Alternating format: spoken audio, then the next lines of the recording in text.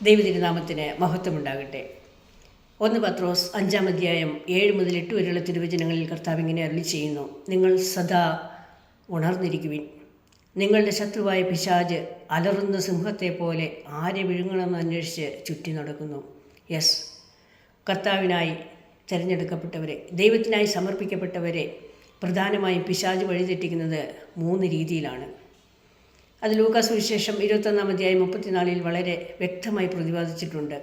സുഖലോലുപത, മദ്യാസക്തി, ജീവിത വ്യഗ്രത എന്നിവയാൽ നിങ്ങളുടെ മനസ്സുകളെ ദുർബലമാക്കുകയും ആ ദിവസം ഒരു കെണി പോലെ പെട്ടെന്ന് നിങ്ങളുടെ മേൽ വന്ന് വീഴുകയും ചെയ്യാതിരിക്കുവാൻ ശ്രദ്ധിക്കുവിൻ. സ്നേഹമുള്ളവരെ, ശരീരത്തിന് അടിമയാകുന്നവരല്ല, ശരീരത്തെ ജയിക്കുന്നവരാണ് ശക്തരായ പ്രവാചകന്മാർ. അതിനായി നമുക്ക് തപസ്സിൻ്റെയും പ്രായശ്ചിത്തത്തിൻ്റെയും ജീവിതം ആവശ്യമാണ്. ഓ എൻ്റെ ഈശോയെ, ഞങ്ങളുടെ മനസ്സുകളെ ദുർബലമാകാതെ കാത്തുകൊള്ളണമേ. ഞങ്ങളുടെ അമിതമായ ഉത്കണ്ഠയെ അങ്ങ് എടുത്തു മാറ്റണമേ. അങ്ങ് ഞങ്ങളുടെ കാര്യത്തിൽ വളരെ ശ്രദ്ധാലുവാണെന്ന് ഞങ്ങൾക്ക് ബോധ്യം നൽകണമേ. വഴി നടത്തണമേ. ആമേൻ.